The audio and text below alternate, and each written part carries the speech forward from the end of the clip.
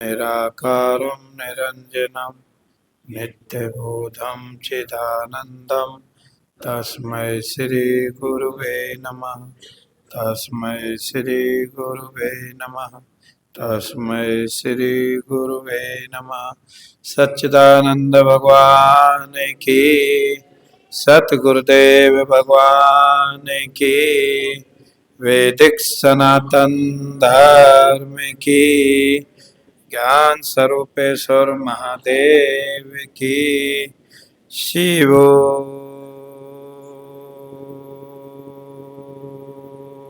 हाँ शिवो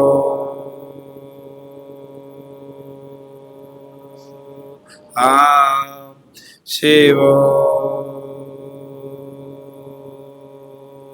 हाँ।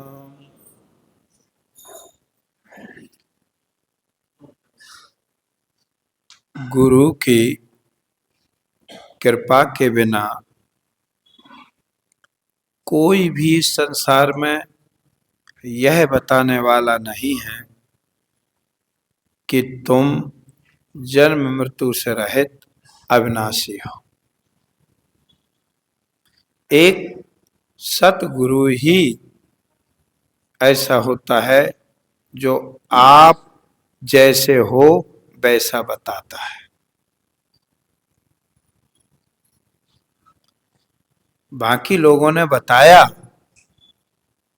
किसी ने स्थूल शरीर के अहंकार से बांध दिया, किसी ने सूक्ष्म शरीर के अहंकार से बांध दिया, किसी ने इंद्रियों के अहंकार से, प्राणों के अहंकार से बांध दिया, किसी ने जीवपने के अहंकार से बांध दिया, अविद्या से बांध दिया।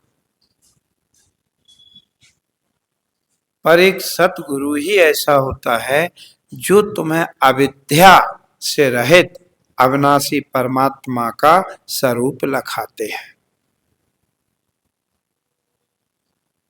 जीवन में यथार्थदर्शी सतगुरु का मिल जाना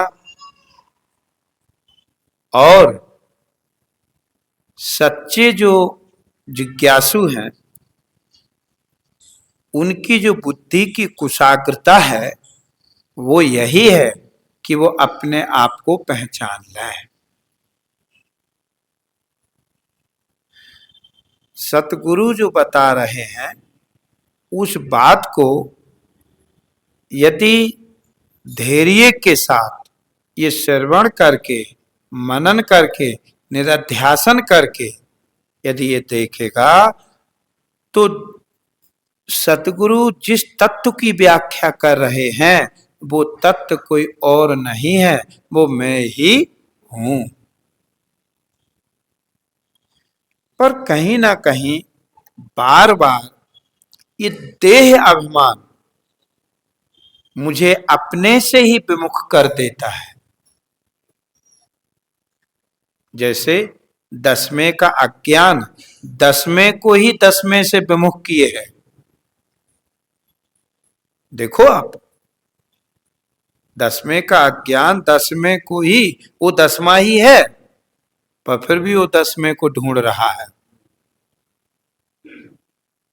ठीक इसी तरह आप पूर्ण ही हो पर पूर्ण होने पर भी आप अपने को पूर्ण रूप नहीं देख पा रहे। उसका कारण है देह के साथ में तादात्म्य संबंध। देह और इंद्रियों के साथ में जो एक अहम है ये इतना प्रबल है कि इतनी आसानी से निवृत्त नहीं होता। तो इस अहंकार की निवृत्ति कैसे हो वो उपाय करना चाहिए और वो उपाय है सत्संग।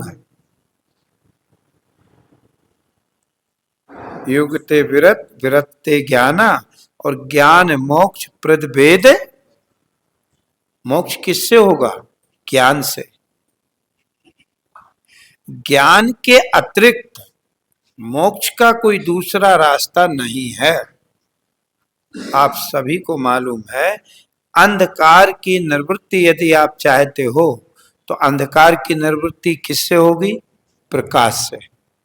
अच्छा, प्रकाश के अतिरिक्त उस अंधकार का और कौन विरोधी है? कोई विरोधी ही नहीं। ठीक इसी तरह जो देह में अहम और संसार में जो सत्य बुद्धि का जो एक अहंकार है, देह में अहमपना, संसार में सत्यपना, इसकी निवृत्ति में सिर्फ आत्मज्ञान ही उपयोग है। दूसरा और कोई भी रास्ता नहीं है। नान्या पंथा विद्यते अन्याय, दूसरा कोई रास्ता नहीं है। इस बात को भगवान श्री कृष्ण भी अर्जुन से कह रहे हैं,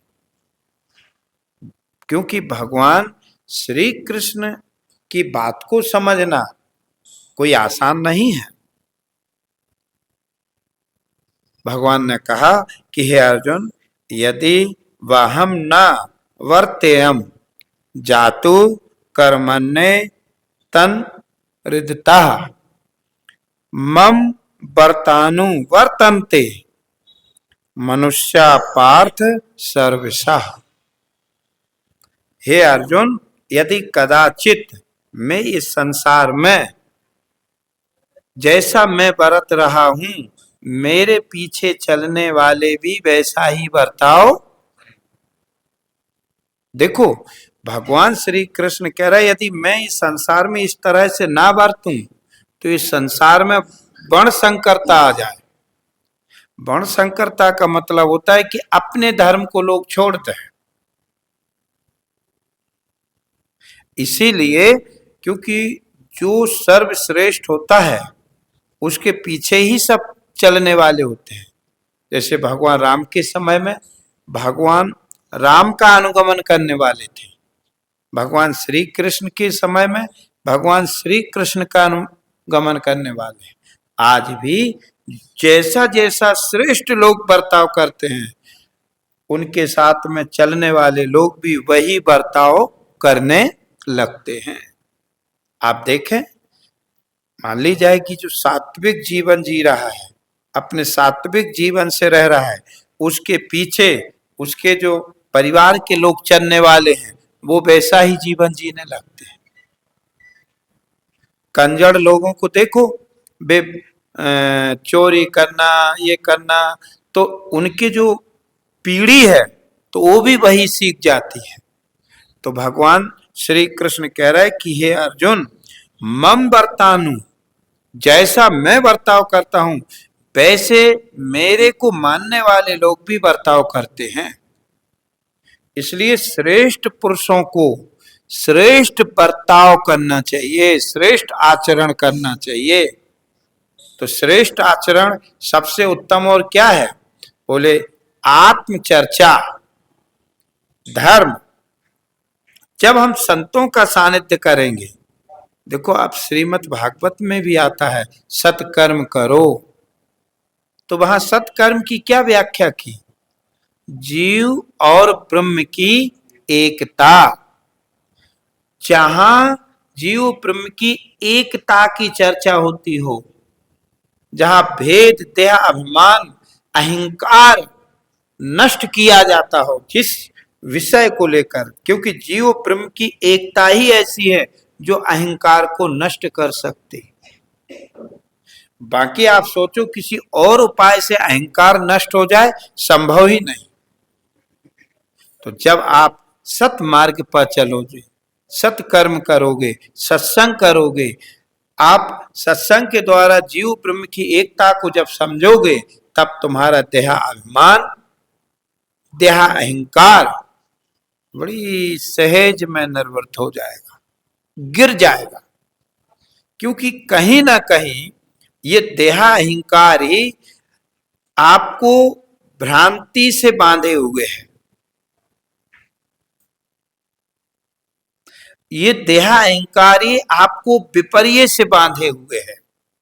विपर्य का मतलब होता है कि जैसे आप हो वैसा अपने को ना देखना, पर जैसे आप नहीं हो वैसा अपने को देखना।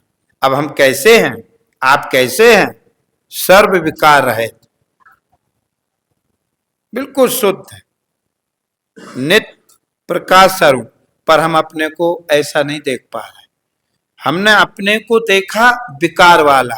क्यों विकार वाला देखा? क्यों कि हमारा कहीं ना कहीं देह इंद्रियों के साथ में तादात्म्य संबंध हो गया। हम देह इंद्रियों को ही मैं रूप से देखने लगे, और कभी भी देह और इंद्रियां विकारों से रहित नहीं होती नारायण। ये तो विकारों का घर है।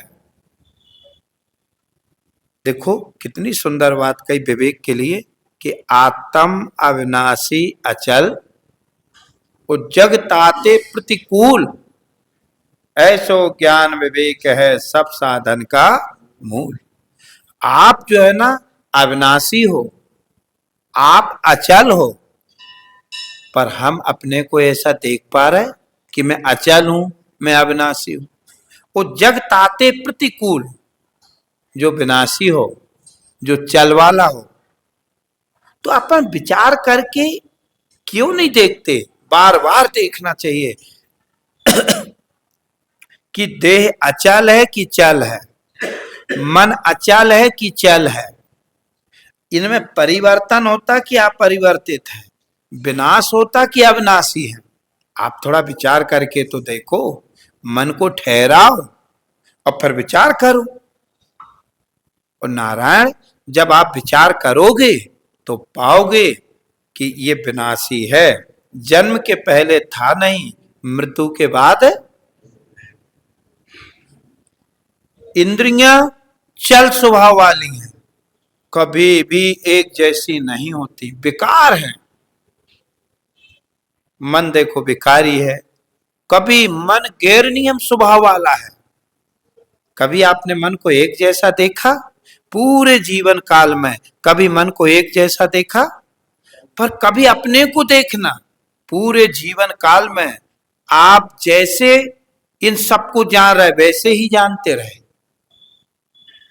आप में किसी तरह का हेर फेर नहीं हुआ, आप में किसी तरह का हेर फेर नहीं हुआ। आप जैसे चेतन अविनाशी स्वरूप थे, वो आप सदा वैसे ही रहे। पर मन सदा वैसा नहीं रहा है, मन गुणों के द्वारा परवश है, इंद्रियां सदा वैसी नहीं रही। जब ये चीजें बदलने वाली हैं, नैसुर हैं, उसी बदलने वाली नैसुर शीतों चीजों के साथ में जो हम एक अहम अहंकार कर लेते हैं, इसीलिए हम अविनाशी होते हुए, अचल होते हुए, जब हम इस विनाशी चल देह से संबंध जोड़ लेते, इसी को जब हम मैं देखने लगते, तब फिर हम अपने को विनाशी और चल वाला देखने लगते हैं, जबकि आप ऐसे हो नहीं। और यदि आप मान ली जाए कि जिस वस्तु का जो स्वरूप होता है उसको कोई बदल नहीं सकता, कोई देह को अविनाशी बना के दिखा दे, मन को अविनाशी बना के दिखा दे, संभव ही नहीं नारायण कि अविनाशी हो। और जो अविनाशी आप चेतन हो, आप देखो आप में क्या विकार है। इसलिए तो विचार करके देखना चाहिए कि जो मैं बाल काल में होकर बाल काल को देख रहा था, वही देखने वाला मैं जवानी में होकर जवानी को देख रहा, वही देखने वाला मैं बुढ़ापे में बुढ़ापे को देख रहा। अच्छा, वो तीनों अवस्थाओं का जो देखने वाला है वो एक है, तीनों अवस्थाओं का जो देखने वाला है वो एक है, पर तीनों अवस्था एक नहीं है। ये अवस्था बदलने वाली है और आप बदलने से रहित हो। देखो विचार करके देखो, ऐसे मन सतोगुण एक मन की अवस्था, रजोगुण एक मन की अवस्था, तमोगुण एक मन की अवस्था, पर कब मन सतोगुण से युक्त है, कब मन रजोगुण से युक्त है, कब मन तमोगुण से युक्त है, ये ना तो मन को पता है और ना गुण को पता है। आप ही नारायण ऐसे हो जो मन को भी प्रकाशित कर रहे हो और गुण को भी प्रकाशित कर रहे हो। तो ऐसा हम क्यों नहीं देख पा रहे कि जो मन और गुण को देख रहा सो मैं हूं, मन और गुण मैं नहीं हूं। क्योंकि कहीं ना कहीं देह अभिमान का जो संस्कार है ये बहुत भारी होता है। पर इस अहंकार को निवृत्त करने का एक ही रास्ता है, सत्संग। आप रगड़ खा खूब, इसीलिए क्या कहा कि जब लग चावल धान में उपजे पिन से जाए, और जग छिलके को निकस दे तो मुक्त रूप हो जाए। अपन धान को कब तक कूटते हैं? जब तक वो की छिलका बिल्कुल छोड़ ना दे, और जैसे ही छिलका छोड़ दिया तो छिलका अलग हो जाता, चावल अलग हो जाता। अपन जब दही को मथते हैं तो कब तक मथते हैं? जब तक उसमें से मक्खन अलग ना हो जाए। जैसे ही मक्खन अलग हुआ तो फिर देखो वही मक्खन को हाथ में लेकर के उसी मट्ठे में डाल देते, नहीं, अलग हो गया। ठीक इसी तरह कब तक विचारों की कर्तव्यता है, कब तक मुझे सत्संग में निरंतर सतत अभ्यास करते रहना चाहिए? बोले जब तक देह रूपी त्रय देह रूपी ये छिलकों से मैं अपने की निर्लिप्तता ना जान लूं, तब तक निरंतर। कहा ना, मठा कब तक दही बिलोया जाता? जब तक मक्खन अलग ना हो जाए। आप भी विचार कब तक करो? विचारों की अंतिम सीमा है जब आप अपने स्वरूप को जान लो, जब आप संशय और विपर्य से रहित अपने के अतिरिक्त नाम रूप प्रपंच को कुछ भी ना देखोगे, तब आपके विचारों की समाप्ति। भाई रास्ता कब तक तय किया जाता? जब तक हम अपने गंतव्य स्थान पर नहीं पहुंच जाते। जब हम अपने गंतव्य स्थान पर पहुंच गए तो अब रास्ता अब भी चलना होगी। तो जीव का गंतव्य स्थान अविनाशी आत्मा है। ये जीव अपने जीव भाव को छोड़ दे। जीव भाव को कब छोड़ेगा? जब ये देह के साथ में संबंध तोड़ देगा। देह इंद्रियां ये गंतव्य स्थान नहीं है जीव का, ये तो भ्रमाने वाले हैं। जीव को भ्रमा रहे हैं, चक्कर कटवा रहे हैं। इसलिए जीव का वास्तविक जो स्थान है वो है अपने अविनाशी स्वरूप को जान लेना।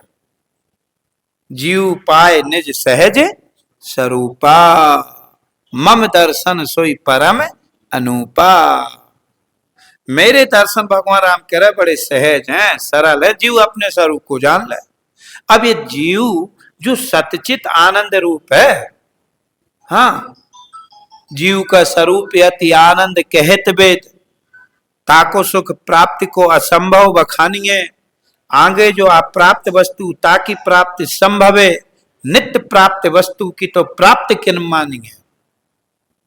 जीव का जो स्वरूप है वो आनंद स्वरूप है, सत स्वरूप है, चेतन स्वरूप है। पर जीव अपने को ऐसा कहां देख रहा? ये तो अपने को मैं जन्मा हूं, मैं मर जाऊंगा, मैं स्त्री हूं, मैं पुरुष हूं, मैं ब्राह्मण हूं, मैं शूद्र हूं, मैं बालक हूं, मैं जवान हूं, मैं सुखी हूं, मैं दुखी हूं, मैं पापी हूं, मैं पुण्य हूं। अरे इन शरीरों के धर्मों के साथ में, भाई शरीरों के धर्मों को मैं क्यों देख रहा? क्योंकि शरीरों को मैं रूप से देख रहा। यदि सच्चाई ये है, शरीर समझ में आ जाए और हम शरीरों से अलग हो जाए तो धर्म शरीर के हैं, शरीर में रहेंगे। मैं चेतन शरीर रूप नहीं हूं, तो जब मैं शरीर रूप नहीं हूं तो शरीर के धर्म मेरे कैसे हो जाएंगे? पर ये सत्संग के द्वारा ही पता चलेगा। जैसे आप मकान से अलग हैं तो मकान का बनना, मकान का मिटना, मकान का नयापन, मकान का पुरानापन, ये मैं हो जाऊंगा क्या? मैं अलग हूं, मकान अलग हूं, ये मकान के धर्म है। ठीक इसी तरह आप अविनाशी स्वरूप हो नारायण, आप जन्म मृत्यु रहे तो नारायण, आप उत्पत्ति नाश संपूर्ण विकारों से रहित हो। पर देह के साथ में जो आपने संबंध जोड़ लिया है, इसलिए देह को आपने मैं रूप से देखा। जब देह को तुम मैं रूप से मानोगे तो देह के विकार को तुम कहां से अलग देख लोगे? जो बच्चा मुखौटा लगा के फिर शीशे में मुख देख रहा, बिल्ली का मुखौटा लगाया तो कहता मैं बिल्ली हूं। किसी ने बच्चे ने सिंह का मुखौटा लगा लिया तो कहता मैं सिंह हूं। किसी बच्चे ने जो है ना कुत्ते का मुखौटा लगाया तो कहने लगा मैं कुत्ता हूं। पर जब मुखौटा सहित वो शीशे में अपने को देखता है तब वो अपने को बिल्ली, सिंह, कुत्ता देखता है। लेकिन जब मुखौटा हटा दे और फिर अपने को देखे तो वो पुरुष का पुरुष है। ठीक इसी तरह नारायण ये स्थूल सूक्ष्म कारण या अन्नमय, प्राणमय, मनोमय, विज्ञानमय, आनंदमय रूपी मुखौटाओं को लगा करके इन सहित जब अपने को देखता है तब ये विकारों को अपने में देखता है। जब इस सतगुरु का सानिध्य प्राप्त करके और देह अभिमान से हट के, संबंध तोड़ के फिर जो अपने को देखता है नारायण, तो बिल्कुल निर्लिप्त चेतन, निर्विकार। और ऐसा नहीं, राम सच्चिदानंद दिनेशा, हम राम को समझ कहां रहे। सकर विकार रहित गति भेदा, जो संपूर्ण विकारों से रहित वो राम है। आप थोड़ा देखो तो माया तो खुद विकारी है, तो माया से बने हुए शरीर कोई भी विकार रहित कैसे हो जाएंगे। देखो नारायण, सत्संग के अतिरिक्त हमारे जीवन में और कोई दूसरा रास्ता नहीं है। देखो जितने भी महापुरुष हुए हैं सभी का जो देह अभिमान जिन जिन का मिटा है उन्होंने सत्संग किया। इसीलिए ऐसे अपने अविनाशी स्वरूप को जानने के लिए सत्संग ही एक उत्तम और श्रेष्ठ सत्कर्म है। और जहां जीव ब्रह्म की एकता, देखो नारायण, इस आश्रम की एक अपनी महिमा है। इसकी बस महिमा यही है कि यहाँ जीव और ब्रह्म को अलग अलग करके नहीं बतलाया जा रहा। सच्चाई तो ये है कि ये एक ही है, पर उपाधि युक्त करके हम देखने लगे तो भेद देखने लगे, और वो उपाधि निवृत्त की जाती है। भाई जीव भाव कब आया? जब प्राग कारण देह खड़ा हो गया तो जीव भाव खड़ा हो गया। उसी कारण औषध तास अनूप विचारा, असाध्य रोग किम यह संसार। असाध्य रोग क्या है? यह संसार। मैं देह हूं या ज्ञान इसका हेतु है। देह में अहम पने का हेतु अज्ञान है। नारायण, गुरु कृपा से जिस दिन तुम्हारा अज्ञान निवृत्त हो जाएगा उस दिन तुम्हें ये भानी नहीं होगा कि मैं देह हूं, क्योंकि आप देह रूप नहीं हो। इसलिए भगवान कह रहा है कि हे अर्जुन, यदि मैं इस संसार में व्यवस्थित बर्ताव ना करूं, धर्मयुक्त आचरण ना करूं, तो मैं ही वर्ण संकर का हेतु कहलाऊं, क्योंकि मेरे पीछे अनुगमन करने वाले सभी लोग नारायण। इसलिए मम वर्तानु वर्तन्ते मनुष्या पार्थ सर्वसा। हे पार्थ, ये सब मेरे पीछे चल रहे हैं। इसीलिए तो नारायण आप देखो, जब आप घर में बुजुर्ग हो, श्रेष्ठ हो, तो आपका अनुवर्तन आपके पीछे चलने वाली पीढ़ी कर रही है। इसलिए आपको हमेशा धर्ममय जीवन, संतों का समागम करना चाहिए, जिससे कि उनके लिए एक आप सुंदर जीवन जीने की कला सिखा जाए। और ये नारायण बहुत जरूरी है जीवन में। जीवन बहुत छोटा है। आप अपने जीवन को देखो, पता नहीं पड़ा, कभी लगता था मैं बालक हूं, कब जवान हो गया पता नहीं पड़ा। मैं जवान हूं, कब वृद्ध अवस्था आ गई, 60-65 के हो गए और पता नहीं चलेगा। ये आश्रम में ये शरीर को 30 साल हो गई, पर ये पता ही नहीं पड़ा कि वो 30 साल कब गई। ऐसे लगता है कि ये भंडारा हुआ और ये भंडारा आया। और आप सभी को मालूम है, प्रसन्नता के दिनों का पता नहीं चलता है, और दुख का जो है ना, एक एक घड़ी कल्पों के समान दिखती है। तो गुरु का उपदेश श्रवण करके अपने अविनाशी स्वरूप को जानो और देह अभिमान से रहित होकर के अपना प्रेम पूर्वक जीवन जियो। और यही आने वाली पीढ़ी के लिए भी बता जाओ कि इसके बिना देखो, धर्मक जो परिवार होते हैं उनकी पीढ़ी दर पीढ़ी धर्म से युक्त होती चली जाती है। इसलिए बड़े लोग ही छोटे लोगों के लिए एक मिसाल बनते, एक रास्ता तय करते हैं। तो बर्ताव बहुत सुंदर होना चाहिए। भगवान देखो, श्री कृष्ण भगवान जब कुरुक्षेत्र या प्रभात क्षेत्र में कहा संत लोग आ गए तो सारे द्वारका वासियों को बुला लिया और बोले, वास्तव में जलमय तीर्थ तीर्थ नहीं है, संत ही सच्चे तीर्थ रूप हैं। वास्तव में पत्थर की मूर्तियां मूर्तियां नहीं है, संत ही सच्चे मूर्ति रूप है। और मैं आपको बता दूं, सत्संग रूपी तीर्थ में जिन्होंने स्नान कर लिया है, जिन्होंने आत्मा और अनात्मा के विषय में को श्रवण करके और नहाया, उनका देह अभिमान ठहरने की जगह ही नहीं रहती। आप देखें, देखो जिन लोगों ने इस सत्संग रूपी तीर्थ में नहा लिया है, थोड़ा विचार करके देखें, गुरु कृपा से जिनका अभिमान गया, वो किससे गया? सत्संग रूपी तीर्थ में स्नान करने से। और सत्संग रूपी तीर्थ में कहा मिला? संतों के पास। तो सगुण रूप में यदि आपको भगवान को देखना है तो संत ही भगवत स्वरूप है, भगवान का निमित्त अवतार है, तो संतों का नित्य अवतार है। संत आपको हर देश में हर काल में मिलेंगे। भगवान को विशेष परिस्थिति में, कोई ऐसे बहुत अपराधी बढ़ गए, दुष्ट लोग बढ़ गए, धर्म का बिल्कुल नाश होने लगा, तब वो संत सर्व काल में सर्व देश में मिलेंगे। आप देखो, रतलाम देश में हो, यहाँ भी संत मिल जाएंगे। उज्जैन देश में जाओ, वहां भी संत मिल जाएंगे।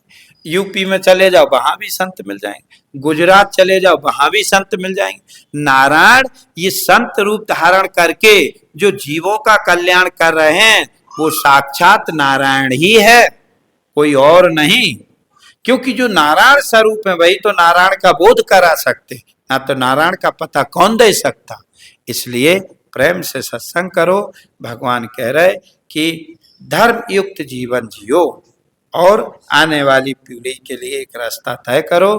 प्रेम से सत्संग करो, अपने आत्म स्वरूप को जान करके भ्रांति से मुक्त होकर, मैं चेतन हूँ, मैं अविनाशी हूँ, मैं नित्य हूँ, मैं शुद्ध हूँ, मैं देह नहीं है, देह पंचभूतात्मक है, मायामय है, और मैं अविनाशी स्वरूप हूँ, मुझ में ये सभी कल्पित है। बोलिए सच्चिदानंद भगवान की, सतगुरुदेव भगवान की, वैदिक सनातन धर्म की, ज्ञान स्वरूपेश्वर महादेव की।